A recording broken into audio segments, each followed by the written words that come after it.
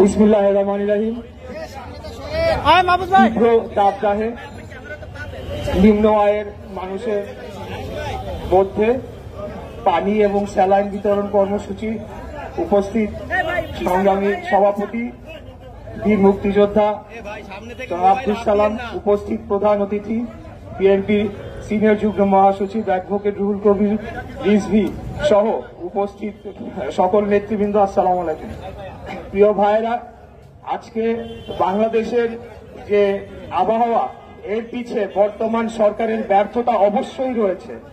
আপনারা জানেন যে অপরিকল্পিত উন্নয়ন, বিভিন্ন জলাশয় ভরাট, বায়ু দূষণ, আবহাওয়া দূষণ নিয়ন্ত্রণে ব্যর্থতা, এবং আপনারা জানেন যে ফারাক্কা বাঁধের নির্মাণের ফলে বাংলাদেশের নদীগুলায় পানি প্রবাহ কমে যাওয়া এবং বাংলাদেশের বিভিন্ন নদীর মধ্যে এখন মরুভূমির মতো বিভিন্ন চর জেগে ওঠা, এই সকল কারণের জন্যই আজকে বাংলাদেশের যে আবহাওয়া এবং পরিস্থিতি সেটি অত্যন্ত ভয়াবহ পর্যায়ে চলে গিয়েছে। এই সরকার সকল কিছু নিয়ন্ত্রণ করতে ব্যর্থ হয়েছে।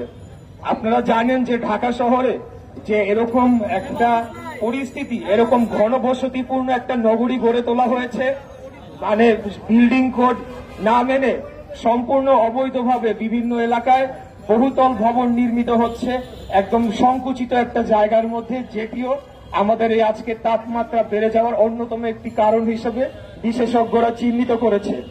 এরই মধ্যে এই সরকারের অত্যাচার নির্যাতনের মাত্রা চরম সীমা লঙ্ঘন করেছে।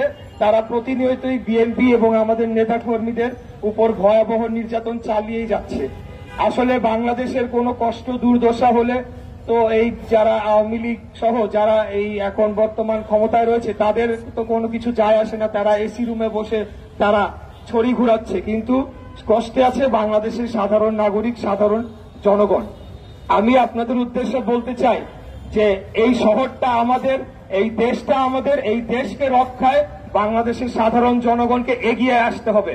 আমাদের কানাডায় বেগমপাড়াও নাই, মালয়েশিয়াতে সেকেন্ড হোমও নাই।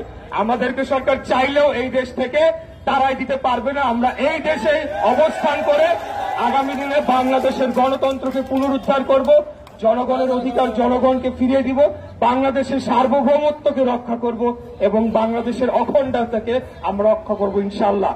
আমি আর বক্তব্য দীর্ঘায়িত না করে আমার যে রিক্সা চালক ভাইরা রয়েছেন, আপনারা বিএনপির শক্তি, আপনারাই জনগণ, আপনাদেরকে সাথে নিয়ে নিম্ন আয়ের শ্রমিক মেহনতি মানুষদের সাথে নিয়ে আগামী দিনে এই সরকারের পতন ঘটিয়ে আমরা বাংলাদেশকে আবার মুক্ত করব ইনশাআল্লাহ। আপনাদের সবাইকে ধন্যবাদ, সবাই ভালো থাকবেন, আসসালামু আলাইকুম।